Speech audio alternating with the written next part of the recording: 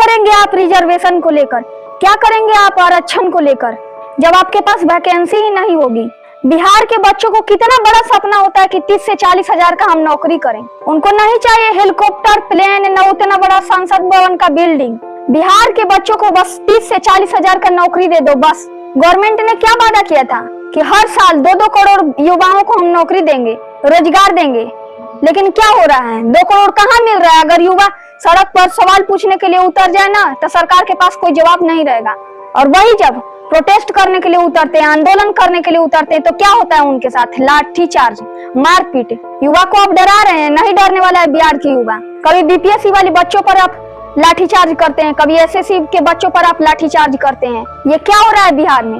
मार मार के आवाज दबाना चाहते हैं युवा को। सरकार, देश के नेता मंत्री बड़ा बड़ा बंगला में रहता है, बड़ा बड़ा गाड़ी से घूमता है, लेकिन बिहार के युवाओं को रोजगार देने के लिए, नौकरी देने के लिए उनके पास पैसे ही नहीं है, वैकेंसी ही नहीं है। तो फिर क्यों इतना बड़ा बड़ा वादा कर देते हैं कि 2 करोड़ लोगों को हम नौकरी देंगे, 4 करोड़ लोगों को हम नौकरी देंगे। और जब नौकरी मांगने जाए तो क्या होता है? कभी पेपर लीक, कभी एग्जाम रद्द, कभी एग्जाम कैंसिल। जब एग्जाम रद्द ही करना है तो एग्जाम क्यों लिया जाता है? बच्चा फॉर्म भरता है, उसमें भी पैसा जाता है एग्जाम देने, उसका भी भाड़ा लगता है, वहाँ पे उतना समय देता है एग्जाम देने के लिए, उसका भी पैसा लगता है, उतना तैयारी करता है उतना महीना से कि मेरा एग्जाम निकले, उसका टाइम बर्बाद होता है।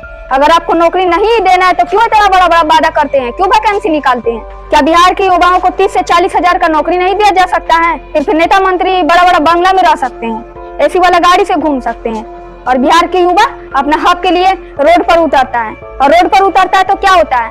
लाठीचार्ज किया जाता है, पानी छीटा जाता है, कीचड़ उछाला जाता है, कीचड़ फेंका जाता है, फिर भी युवा अपना हक के लिए लड़ते रहते हैं। आखिर कब तक ये चलता रहेगा कि बार बार युवा अपने हक के लिए जाए तो लाठी ही खाना पड़े? क्या बिहार में और इस देश में अपना हक के लिए लड़ना कोई गुनाह है क्या? कोई पाप है क्या? क्या इस देश में अब न्याय मिलना मुश्किल हो गया है? न्याय किसी को भी नहीं मिल सकता है। बिहार के बच्चों के साथ अन्याय क्यों हो रहा है? नाइंसाफी क्यों हो रहा है? इनके हक को ये सरकारें क्यों दबाना चाह रही है?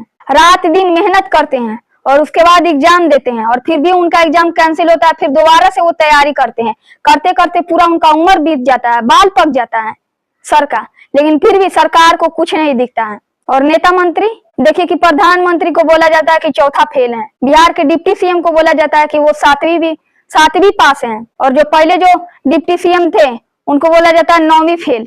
और बिहार के बच्चे तो पढ़ लिख करके भी वही प्रोटेस्ट करने के लिए निकलिए, आंदोलन करने के लिए निकलिए तो वही लाठी खाइए। आप सब क्या सोचते हैं इन सब के बारे में? क्या बिहार के युवा के हक के लिए कोई लड़ने के लिए कोई नहीं है? क्या उनको हर बार उनके साथ अन्याय ही होगा, न्याय कभी नहीं मिलेगा?